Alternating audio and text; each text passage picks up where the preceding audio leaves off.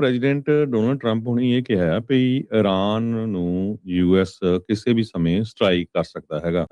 ਇਹਦੇ ਸੰਬੰਧ ਦੇ ਵਿੱਚ ਹੁਣ ਤਹਿਰਾਨ ਵਾਲੇ ਤਿਆਰ ਆ ਜਾਂ ਨਹੀਂ? ਕਹਿੰਦੇ ਵੀ ਲਿਮਟਿਡ ਮਿਲਟਰੀ ਸਟ੍ਰਾਈਕ ਹੋ ਸਕਦੀ ਆ ਤਾਂ ਕਿ ਇਰਾਨ ਦੇ ਉੱਤੇ ਪ੍ਰੈਸ਼ਰ ਬਣਾਇਆ ਜਾ ਸਕੇ ਵੀ ਨਿਊਕਲੀਅਰ ਡੀਲ ਸਿਰੇ ਚੜ੍ਹ ਸਕੇ।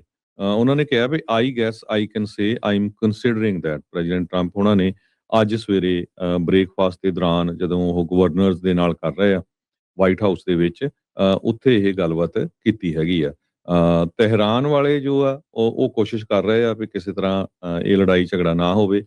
ਕੱਲਾ ਤਹਿਰਾਨ ਨਹੀਂ, ਈਰਾਨ ਨਹੀਂ, ਆਲੇ ਦੁਆਲੇ ਦੇ ਜਿਹੜੇ ਹੋਰ ਮੁਸਲਿਮ ਮੁਲਕ ਆ, ਉਹਨਾਂ 'ਚ ਵੀ ਜਿਹੜੀ ਇਹ ਅਨਸਟੇਬਿਲਿਟੀ ਕਾਫੀ ਆ ਸਕਦੀ ਹੈਗੀ ਆ।